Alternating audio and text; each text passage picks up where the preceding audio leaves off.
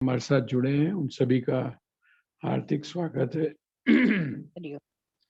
तो मैं चर्चा आपके सामने कर रहा था कि बहुत सारे रहस्य इस तरह के हैं। ये तो हम लोग मानते हैं कि जो सूक्ष्म शरीर है, सूक्ष्म शरीर अर्थात जो सारे संस्कारों को ले लेता है अपने साथ में और वो ट्रांसफर करता है, दूसरे शरीर में जाता है। लेकिन जिसकी मैं आपके सामने चर्चा कर रहा था वो एक कुछ बड़े अजीब से हमारे सामने उदाहरण आ जाते हैं। उसने वो जो आए हुए थे, जो प्रोफेसर जो पैरासाइकोलॉजी में रिसर्च कर रहे थे, उन्होंने एक एग्जाम्पल दिया। कैथोलिक चर्च जो मानते हैं जो लोग, तो कैथोलिक में पुनर्जन्म को बिल्कुल ही नहीं मानते, रीइंकार्नेशन को नहीं मानते। उनके यहाँ क्या हुआ कि दो बेटियां थी उनकी, बच्ची, वो बच्ची जो थी वो एक्सीडेंट में डेथ हो गई। एक्सीडेंट में डेथ हुई। वो जो ट्रक था, वो ट्रक दोनों बच्चों के ऊपर, वो खेल रहे थे तो उनके ऊपर चढ़ गया और गले के ऊपर, तो दोनों की मृत्यु हो गई। बड़े परेशानी हुई। लेकिन कुछ टाइम के बाद में वो जो माँ थी उनकी बच्चों की, उनको उसको कुछ ऐसा लगने लगा कि जैसे उसको कंसीव हो गया है। तो कंसीव हो गया है तो उसको जब मेडिकल चेकअप किया उसका, तो उन्होंने कहा कि एक इशू है इसमें। वो कहती थी कि नहीं, ऐसा नहीं है, मुझे जो है मुझे ऐसा महसूस होता है जैसे दो इशू है। और कुछ टाइम के बाद में फिर कंफर्म हुआ कि नहीं, दो इश्यूज, और बच्चे हो गए। वो दोनों ही बेटियां थी वो भी। अभी जो आई तो जुड़वा बच्चियां थी, पैदा हुई उनके यहाँ। और जब जुड़वा बच्चियां पैदा हुई, वो थोड़ी बड़ी हुई, तो उनके मन में ये आया कि जैसे पहले के जो बच्चे थे, वो जो दोनों बच्चे थे ना, उनके जो कपड़े और वो सब चीजें उन्होंने संभाल के रखी हुई थी। तो उनके मन में एक दिन आया कि इसको निकाल के, और हम अब मतलब पुरानी यादों को क्यों रखा जाए, अब बच्चे हमारे पास में आ गए हैं। तो उन्होंने उसको निकाल के एक साइड रख दिया कि हम उसको किसी चर्च में या कहीं पर दे देंगे। वो जो लेडी है, वो जो आई, तो उसने क्या देखा, दोनों बच्चियों को, वो दोनों बच्चियां आपस में ये कह रही हैं कि ये तेरे हैं, ये मेरे हैं, ये तेरे हैं, ये मेरे हैं। वो जो लेडी थी, माँ जो थी, उस वो चौंकी कि ये तेरे मेरे मेरे, तो आके फिर बैठ गई उनके पास में। और वो जो नाम, जो पहले के जो नाम थे, वो नाम भी उनको याद थे, बच्चियों को। उन बच्चियों को पहले के नाम याद थे और वो वही बोल रही थी। इसका मतलब क्या हुआ कि वही बच्चियां दोनों जो थी, वो फिर दोबारा से इसी माता पिता के यहाँ आई, अपने पूर्व पहले माँ बाप के यहाँ। और यहाँ पर आकर वो, जिस समय उसने अपने हस्बैंड को जब बताया, तो उसके हस्बैंड को इस बात का विश्वास नहीं हुआ। तो उन्होंने बच्चियों से पूछा कि ये तुम नाम कैसे, उसने कहा कि हमारा असली नाम यही है। तो उसने कहा, वो विश्वास नहीं हुआ, तो उसने कहा अच्छा, आपको विश्वास नहीं होता? पूछा उन्होंने, भाई क्या हुआ था? तो उन्होंने कहा कि हमारा ऐसे एक्सीडेंट में डेथ हुई थी। तो उसने कहा कि कैसे, प्रूव करो। तो उन्होंने दोनों ने, इन्होंने ध्यान नहीं दिया था, उसके जो गले के ऊपर उसके जो टायर जो था, उस टायर के निशान बहुत हल्के हल्के अभी भी थे। तो पैरासाइकोलॉजिस्ट जो है, उनके सामने एक बहुत बड़ा चैलेंज ये था कि ठीक है, आपकी जो साइकिक है, आपका जो मनोविज्ञान है, उसके हिसाब से, या जिसको हम चित्त बोलते हैं, आपका जो सूक्ष्म शरीर है वो तो दूसरी जगह चला गया, लेकिन ये जो स्थूल शरीर के ऊपर जो निशान लगे थे, ये कैसे चले गए? ये इसके ऊपर वो लोग काम कर रहे थे। इसका मतलब क्या है कि अगर कहीं पर कोई चीज ऐसी होती है, तो बहुत डीप अगर चली जाती है, तो वो भी आपके नेक्स्ट जन्म के अंदर जाती है। ये जो है, ये क्या चीज है? ये एक तो प्रारब्ध तो हम कर्म के अनुसार हुआ ही हुआ, लेकिन शरीर में, शरीर के अंदर भी उसका प्रभाव जाकर पड़ता है। ये जैसा मैंने अभी आपको बताया कि वो जो थे वो थेरेपी के अंदर इस चीज को यूज कर रहे थे। तो आइए अब हम इसके ऊपर ये विचार करते हैं कि जो कर्म है, उस कर्म को हमारे यहाँ 3 हिस्सों में बांटा गया है। एक है जिसको कि कहा गया संचित, एक है प्रारब्ध और एक है क्रियमाण। ये 3 प्रकार के कर्म हैं। आप चाहें तो आप इसको नोट कर लीजिए, क्योंकि ये जो चीज है ये आपके बाद में काम आएगी। कर्म का जो सिद्धांत है, जैसे मैंने आपसे निवेदन किया, कर्म का सिद्धांत आपको ये कहता है कि कर्म अनादि है। एक बात, कर्म अनादि है, और ये जो कर्म है या ये जितने भी सिद्धांत जो हैं, ये जिस समय आप जाग जाते हैं तब इनकी कोई वैल्यू नहीं रह जाती है। हाँ हाँ तब ये है ना, तो तब इसका ये जो कर्म का जो सिद्धांत है, कॉज इफेक्ट और ये सब चीजें, क्योंकि जब है ही एक ही तत्व है तो फिर सारी सारी चीजें नहीं रहती है। लेकिन समझने के लिए, जो जीवन को समझना है, तो जीवन को समझने के लिए हमारे ऋषियों ने एक हाइपोथेटिकली, एक जैसे मैथमेटिक की कैलकुलेशन होती है, उस कैलकुलेशन को बनाते हुए उन्होंने ये कर्म के सिद्धांत को इस प्रकार से एनालाइज किया है। तो 3 हो गए। संचित का मतलब होता है इकट्ठा किया, ये तो हम सभी जानते हैं। संचित मैंने होता है इकट्ठा किया हुआ। और जो प्रारब्ध होता है, प्रारब्ध का मतलब होता है जो चल चुका है। मतलब जैसे बोलते हैं ना कि आपका जो शरीर है, आपका जो शरीर आपको ये जो मिला हुआ है, इसके पीछे मूल कारण कौन सा है? संचित नहीं है। संचित तो बहुत सारा है। संचित जो है, संचित का मतलब तो एक बहुत बड़ा बंडल है, लेकिन उस बंडल में से कुछ चीजें ऐसी हैं जो इम्पोर्टेंट थी, जिनमें फोर्स थोड़ी सी ज्यादा थी। वो अब आपके प्रारब्ध के रूप में क्या हुआ, उसने उसकी वजह से आपको ये शरीर प्रारब्ध मिला। आप सुनते होंगे ना कि पहले जो है, पहले आपका प्रारब्ध लिख जाता है, उसके बाद में आपको शरीर मिलता है। एक हम लोग सुनते भी है ना कि पहले वो जो भगवान है, या जिसको आप ब्रह्मा जी कहते हैं, वो लिख देते हैं और फिर आपको शरीर मिलता है। शरीर आपको मिला। अब ये जो शरीर मिला, ये किसके कारण मिला? तो कहते हैं इसके मूल में, इसके पीछे जो चीज थी वो थी जो पक गया है, परिपक्व हो गया, जिसको अब पूरा वातावरण चाहिए, तैयार है बिल्कुल। उसके कारण आपको ये प्रारब्ध के कारण आपको शरीर मिला। और क्रियमाण का अर्थ क्या है? जो आप कर रहे हैं। आपको जो शरीर मिला, अब इस शरीर को मिलने के बाद में जो आप क्रियमाण, अर्थात जो आप कर रहे हैं, जो कर रहे हैं, उसके अंदर कुछ चीजें ऐसी हैं जिसमें, अब जैसे मैंने आपसे निवेदन किया, कुछ चीजें परतंत्र हैं, कुछ चीजें आप स्वतंत्र हैं। कुछ चीजें आप प्रारब्ध के अनुसार कर रहे हैं, कुछ चीजों में आप स्वतंत्र हैं। जिन चीजों में आप स्वतंत्र हैं, वो तो क्या हो गई? वो तो हो गई जिसको हम बोलते हैं क्रियमाण। और जिनमें आप परतंत्र हैं, वो उस प्रारब्ध के साथ ही, क्योंकि आपका जो शरीर आया है, उस शरीर के साथ में आपका स्वभाव, ठीक है, आपका थोड़ा बहुत जो डायरेक्शन है वो भी उसके साथ में आया, एक जो ट्रैक है वो भी आपके साथ आया। ये जो कुछ चीजें हैं जो स्वतंत्र हैं, जहां पर आप स्वतंत्र हैं वो क्रियमाण है, और जहां पर आप परतंत्र हैं वो प्रारब्ध है।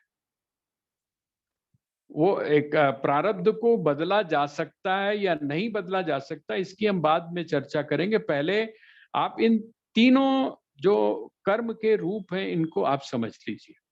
जैसे उसका हमारे यहाँ बड़ा एक सिंपल, बड़ा सीधा सीधा एक उदाहरण दिया जाता है। और वो उदाहरण क्या है कि एक धनुर्धर है। धनुर्धर का मतलब जिसके पास में धनुष भी है, बाण भी है, तरकस भी है। अब वो जो धनुर्धर जो है, वो धनुर्धर के जो तरकस है, उस तरकस में उसने बहुत सारे बाण रखे हुए। उसके बहुत सारे बाण हैं जो उसने तर्कस में रखे हुए हैं। वो बाण कैसे हैं, वो जो इकट्ठे किए हुए हैं, तो मैंने आपको क्या कहा था, इकट्ठे करने को हम क्या बोलते हैं, संचित। तर्कस में जो रखे हुए बहुत सारे बाण हैं, वो कौन क्या हो गए, वो हो गए आपके संचित कर्म, इकट्ठे, जो आपने इकट्ठे किए हुए, या आपने इकट्ठे नहीं किए हुए, जो आपके इकट्ठे हुए हैं, ठीक है, वो हो गए संचित। अब हुआ प्रारब्ध, ठीक है। प्रारब्ध का मतलब यह है कि आपने धनुष के ऊपर एक तीर को चढ़ाया और चढ़ाने के बाद में आपने छोड़ दिया। अब वो जो तीर धनुष को छोड़ चुका है, आपने खींचा और उसको आपने छोड़ दिया। जिधर की तरफ अब वो जाना है, जिस लक्ष्य की तरफ जाना है, ठीक है, वहां पर ठीक है, थोड़ा बहुत हवा का वहां असर होगा। वो जो तीर है, उस तीर के स्वरूप का, उसके जो आगे जो फल होता है, जो नोक होती है उसका, उसके जो पीछे, इन सब चीजों का प्रभाव उसके ऊपर पड़ेगा। लेकिन वो जो तीर आपके हाथ से छूट चुका है, अब वो आपके हाथ में नहीं है। आपका जो तीर है वो लंगूर की तरह नहीं है। लंगूर के बारे में कहावत है कि अगर वो छलांग मारता है और छलांग मारने के बाद अगर उसको पता चल जाए कि आगे खतरा है, तो वो अपनी पूंछ के द्वारा, लंगूर मतलब लांगूल, लांगूल मैंने होता है पूंछ, तो वो अपनी पूंछ का डायरेक्शन देके और वो इसको बदल देता है, मतलब वापस भी आ जाता है। लेकिन जो तीर आपने छोड़ दिया है, वो तीर आपको वापस नहीं मिलेगा। ये कौन सा कर्म है, वो ये बोलते हैं कि ये है प्रारब्ध कर्म। अब एक और है, वो कौन सा है, जिसको आप बोलते हैं क्रियमाण। एक और कर्म है, उसको बोलते हैं क्रियमाण। क्रियमाण का अर्थ क्या है, जो आपने तीर निकाला बाण से और उसको फिर धनुष के ऊपर आपने चढ़ाया, और धनुष को आपने जो वो थी, उसको आपने प्रत्यंचा, उसको आपने खींच लिया, अब आप छोड़ने वाले। ये कौन सा कर्म है, तो कहते हैं ये क्रियमाण है। जो हुआ नहीं जो पर होने वाला। हाँ, हाँ, ये होता, अगर आप चाहें तो इसको रोक सकते हैं, आप इसको चाहें तो आप इसको रोक सकते हैं। लेकिन एक वो है जो छूट चुका है, और एक वो है जो इकट्ठा करके आपके पास में रखा हुआ है, आप उसको भी नष्ट कर सकते हैं। जिस समय हम ये कहते हैं कि सब प्रकार के जो कर्म हैं वो समाप्त हो गए, अब मैं असली बात, ये चीज आपको स्पष्ट हो गई कि नहीं? 3 प्रकार के कर्म हैं। हो गई, हो एक गई। है, हाँ, एक है संचित, एक है क्रियमाण, एक और एक है प्रारब्ध। प्रारब्ध। प्रारब्ध कर्म वो है, प्रारब्ध कर्म वो है जिसको हम लोग भाग्य भी कभी कभी बोल देते हैं, भाग्य भी बोलते हैं, लेकिन प्रारब्ध उसके लिए कहना ज्यादा सही है। बस तो सही वो जो है। प्रारब्ध है, हाँ, प्रारब्ध जो है, उससे हमको ये शरीर मिला, ठीक है, प्रारब्ध से हमको शरीर मिला। संचित वो है जो बहुत एक तरह से पोटली बनी हुई है, ठीक है। पोटली बनी हुई है। वो आपको होगा कि पता नहीं, अब आप लोगों में, मुझे तो लगता नहीं है, लेकिन भाई मैंने तो बड़ी ईमानदारी से कहता हूँ, एक दो बार नकल जरूर मारी है एग्जाम देते समय। आप लोगों ने नहीं मारी हो तो बड़ी अच्छी बात है ना? नहीं मारती। हाँ, लेकिन मतलब हम लोगों ने वैसी नहीं, मतलब जो चीटिंग है ना, वो वैसी वाली नहीं की हुई है। हमने चीटिंग सिर्फ इतनी इस तरह से की है, जो तर्क हमारे यहाँ लॉजिक की एक बुक होती थी, उसमें बहुत सारी चीजें एक जैसी होती थी, तो भूलने का डर होता था। तो हम लोग क्या करते थे, हाथ के ऊपर या कागज के ऊपर लिख कर ले जाते थे, तो इशारा मात्र होता था कि हम कहीं भूल ना जाए। भूल जाते हैं। तो हाँ, तो ये जो चीज है, इसका मतलब क्या हुआ कि वो जो क्रियमाण है, जो क्रियमाण है, क्रियमाण में हम थोड़ा बहुत सुधार कर सकते हैं, लेकिन जो प्रारब्ध है उस प्रारब्ध में हम किसी कोई भी भी प्रकार का ऐसा बदलाव नहीं कर सकते। नहीं अब कर वो सकते। मैं आगे की चर्चा आपके सामने करूंगा कि हम लोग जो प्रारब्ध को बदलने की जो बात बोलते हैं कि भाग्य बदला जा सकता है कि नहीं, हम लोग बहुत सारे भजन भी कुछ ऐसे गाते हैं कि और उसी बात के ऊपर हम हमारी जो बहुत सारी चीजें उनको हम लोग नकार भी देते हैं कि जी क्या बेकार की बातें हैं, फलाने हैं, ढिकाने हैं, वो हैं, वो लोग तो सब ये मानते नहीं है, लेकिन उनके साथ तो ऐसा कुछ नहीं होता। ये बहुत सारी चीजें खास करके बीच की जो उम्र के जो लोग हैं उनके साथ में आती है। वो मानते भी हैं, नहीं भी मानते हैं। नहीं नहीं है, मैं नहीं मानती।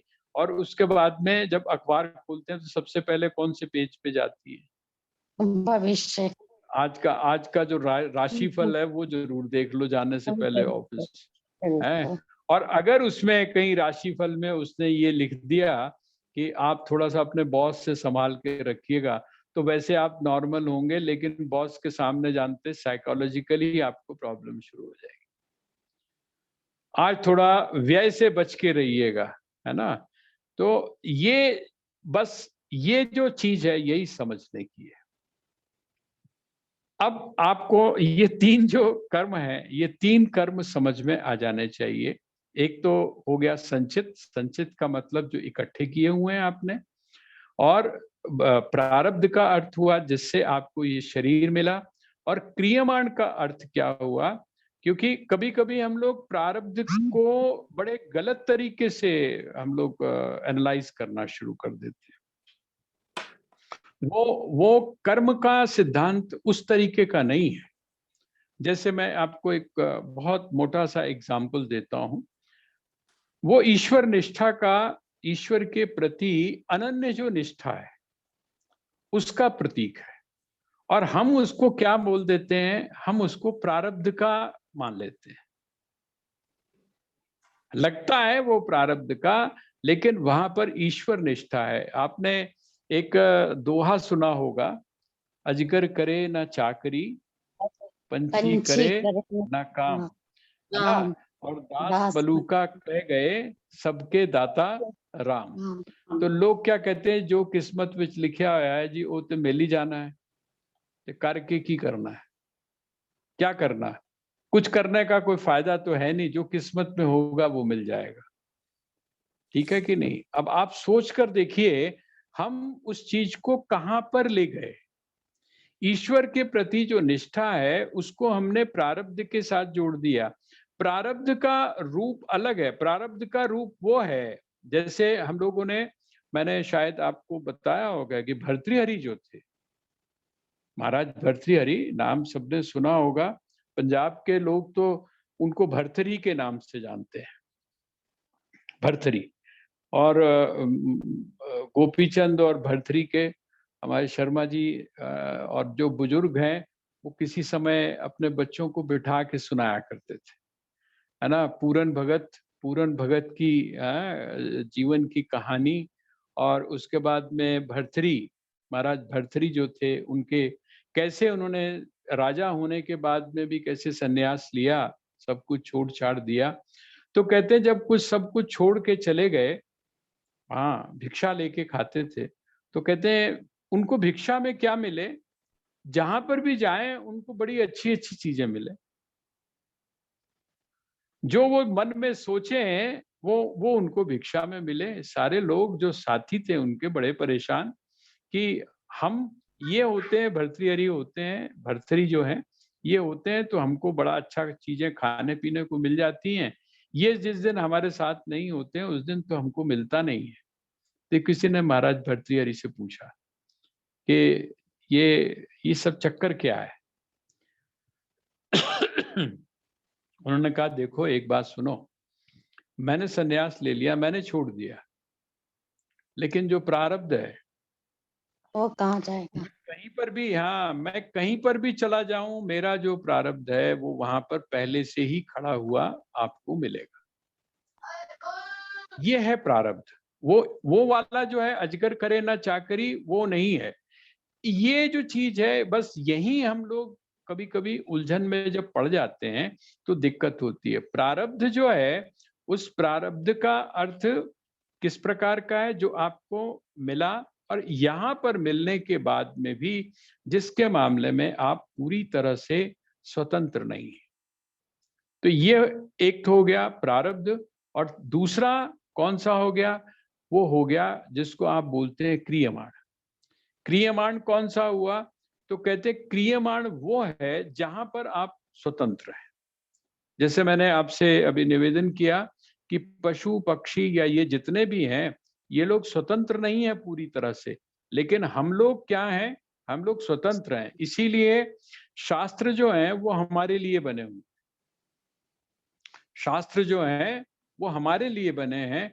और जो शास्त्र हमारे लिए बने हैं उसमें विधि भी है, ये करना चाहिए, ये नहीं करना चाहिए। अगर उसमें विधि और निषेध दोनों चीजें हैं, इसका मतलब क्या हुआ? इसका मतलब ये हुआ कि हम कर भी सकते हैं और हम कुछ काम ऐसे हैं जो अगर हम चाहें तो हम नहीं भी कर सकते। आपको ध्यान होगा मैंने ऐच्छिक और अनैच्छिक क्रियाओं की आपके सामने बात की थी। हम ही ऐसे हैं, मतलब मनुष्य ही ऐसा है जो अनैच्छिक क्रियाओं को भी ऐच्छिक बना सकता है। लेकिन जो पशु या पक्षी हैं उनमें ठीक है, उनको जो दे दिया गया है, उनके जीन्स में जो आ गया है, उससे आगे वो नहीं बढ़ सकते।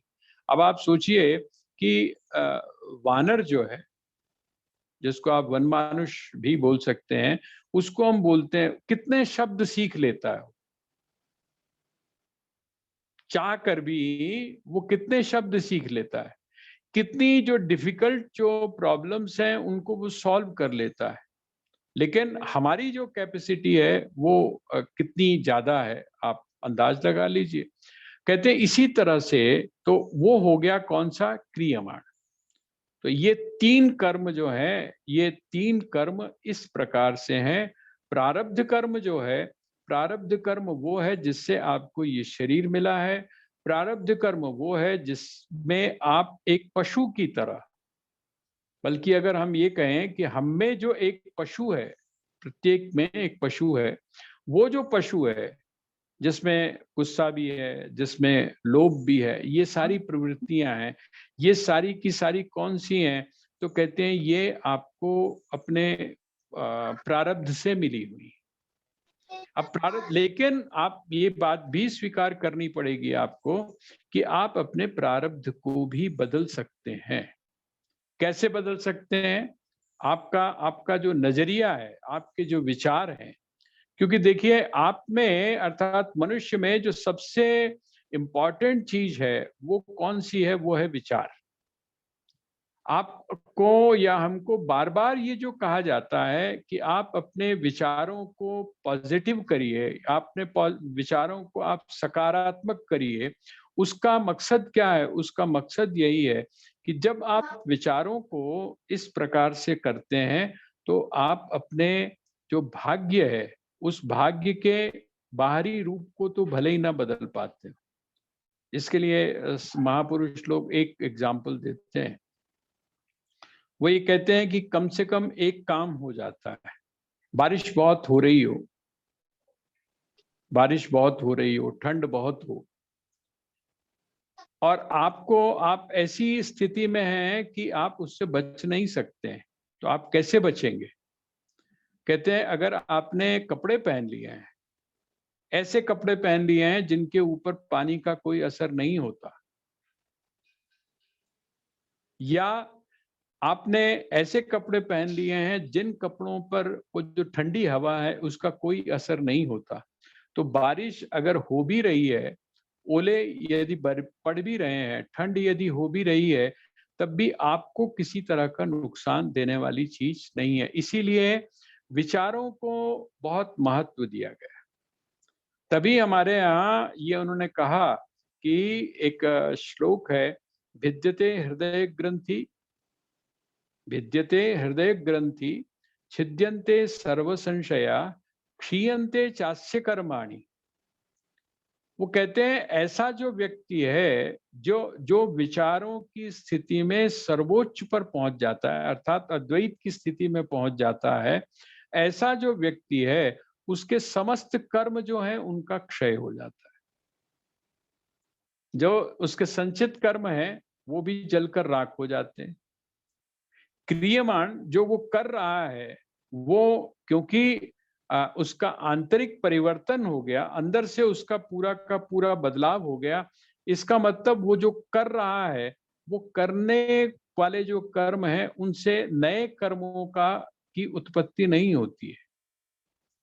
और रह गई बात प्रारब्ध की, तो प्रारब्ध को जब उसने स्वीकार कर लिया, प्रारब्ध को जब उसने स्वीकार कर लिया, उसने कहा कि ये मेरा प्रारब्ध है। अच्छा, जिस समय आप किसी भी चीज को स्वीकार कर लेते हैं तो आप पाएंगे कि उसका प्रभाव आपके ऊपर ना के बराबर हो जाता है। आपने सुना होगा कि रामकृष्ण परमहंस जो थे उनको थ्रोट कैंसर था। रामकृष्ण जो परमहंस थे उनको थ्रोट, गले का कैंसर था और बड़ी भयंकर दर्द होती थी। जो उनके पास में जो रहने वाले सेवक थे या उनके जो शिष्य थे उनको बड़ी दिक्कत होती थी। उन्होंने, किसी ने उनको कहा, शिष्य ने, उनके कष्ट को देखते हुए कि आप ऐसा क्यों नहीं करते हैं, आपकी तो माँ के साथ में आप हमेशा वार्ता करते हैं, तो आप माँ को क्यों नहीं कहते हैं कि इस कष्ट को हर लें। तो उन्होंने जवाब दिया, उन्होंने कहा कि नहीं, ऐसी बात नहीं है। क्यों? क्योंकि उन्होंने स्वीकार कर लिया है। उन्होंने स्वीकार कर लिया है कि ये मेरे प्रारब्ध का है और इस प्रारब्ध का क्षय अर्थात प्रारब्ध का भोग मुझको करना ही पड़ेगा। मैंने अभी भी, आप सभी जानते होंगे, मैं उस दिन बहन से, शक्ति बहन से पूछ रहा था सागर साहब के बारे में। मैंने पूछा कैसे हैं, उनका स्वास्थ्य कैसा है। तो श्रीमद् भगवत गीता समझ लीजिए कि वो श्रीमद् भगवत गीता के अलावा भी जो बाकी के जो ग्रंथ हैं उनके ऊपर तो उनका बहुत अच्छा प्रवेश है ही, लेकिन श्रीमद् भगवत गीता समझ लीजिए उनके जीवन का एक ऐसा अंग है जिसको हम अभिन्न बोल सकते हैं, जिसको बात करेंगे तो श्रीमद् भगवत गीता, खाएंगे पिए, मतलब जहां पर भी आप उनके साथ बैठेंगे तो आपको वो इसी की चर्चा। तो मैंने उनसे पूछा, कहते नहीं, थोड़ा सा हालत तो ठीक नहीं है, लेकिन बड़े शांत है, बड़े शांत है। हम लोग जब उनको देखते हैं तो हमें तकलीफ होती है, हमको लगता है कि कितने कष्ट में है ना। लेकिन कहते हैं कि वो बिल्कुल ऐसे हैं, बिल्कुल जिसको बोलते हैं शांत, उनके अंदर किसी भी तरह की न तो इरिटेशन है, न उसमें उनमें झुंझलाहट है। नहीं तो आप जानते ही हैं कि नाक में जिस समय ये सब पाइप्स वगैरह और पेट में डाली जाती हैं तो आदमी कितना इरिटेट हो जाता है कुछ टाइम के बाद में, लेकिन वो बिल्कुल शांत है। उसका कारण क्या है? उन्होंने स्वीकार कर लिया, उन्होंने स्वीकार कर लिया और पॉजिटिवली स्वीकार कर लिया। ये तो जब पीछे उनकी तबीयत खराब हुई तो मैं गया, हम लोग गए थे मिलने के लिए, तो हमने उनसे पूछा तो वो कहते थे यही बात। कहते ये तो लेसन है, मुझे बहुत कुछ जो जहां मैं अटका हुआ था इसके माध्यम से मुझको वो चीज समझ में आ रही है। शास्त्र जो है वो खुल रहा। अब आप सोचिए कि जो व्यक्ति कष्ट को क्या समझ रहा है, कष्ट को ये समझ रहा है कि वो उसके लिए शिक्षा है, कष्ट को वो समझ रहा है कि उसकी उलझन या उसकी समस्या जो है उसका समाधान है। अब उसको आप क्या कहेंगे? तो ये है प्रारब्ध को काटने का तरीका। प्रारब्ध जो है, जो जिससे आपको शरीर मिला हुआ है, जब तक आपका शरीर है तब तक तो आपको क्या करना पड़ेगा? उसको भोगना ही पड़ेगा। इसको भोगे बिना आपका काम चलेगा नहीं। ये जो प्रारब्ध कर्म है, स्वामी डॉक्टर किशोरदास स्वामी जी महाराज कहते थे, कहते हैं ये जो कर्म है ना, प्रारब्ध कर्म, ये आपको ऐसे ढूंढ लेता है जैसे कि पूरे समूह के अंदर बहुत सारी जो गौएं हैं ना, उन गौओं के बीच में जो खड़ी हुई अपनी माँ है, उसको वो जो बछड़ा या बछड़ी है वो ढूंढ लेती है। कहते हैं इसी प्रकार से ये कर्म भी आपको ढूंढ लेता है। तो दिक्कत कहाँ है? दिक्कत जो है, जिसको हम दुख बोलते हैं, जिसको हम तकलीफ बोलते हैं, संचित कर्मों के अंदर भी नहीं है, क्योंकि वो तो अभी पड़े हुए हैं।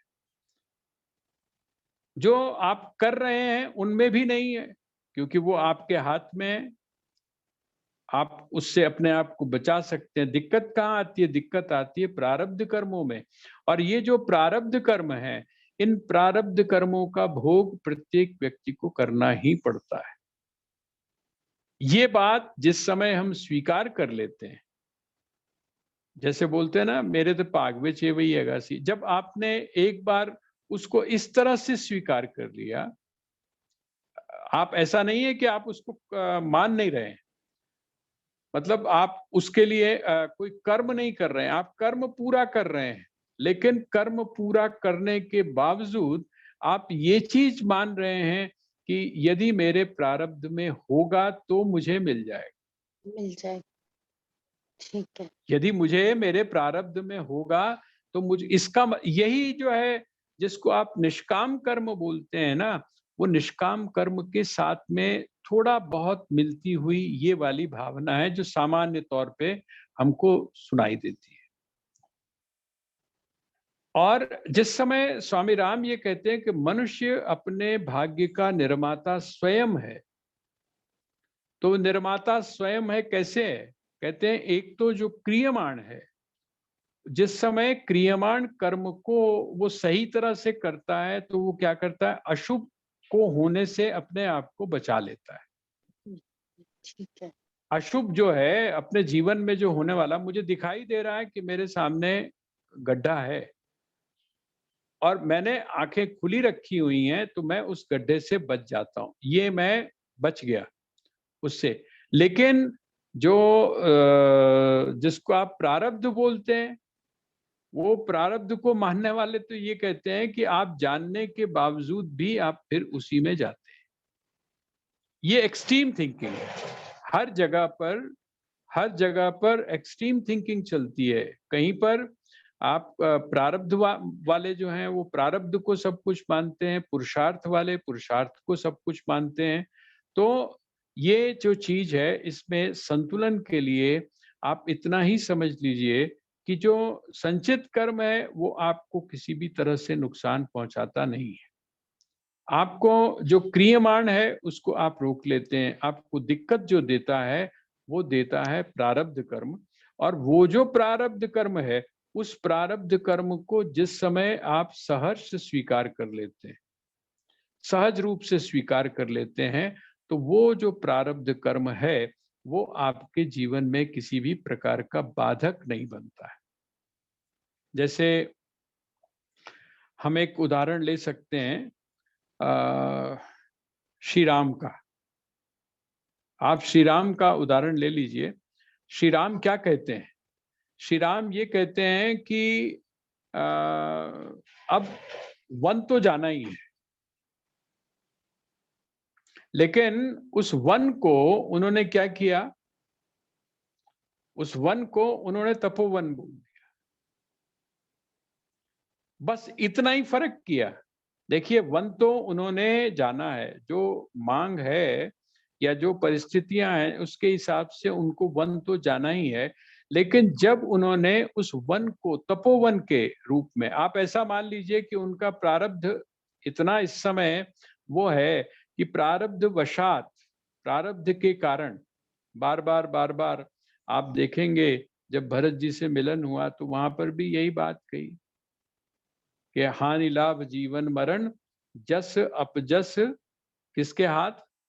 विधि हाथ। ये विधि हाथ का मतलब क्या है?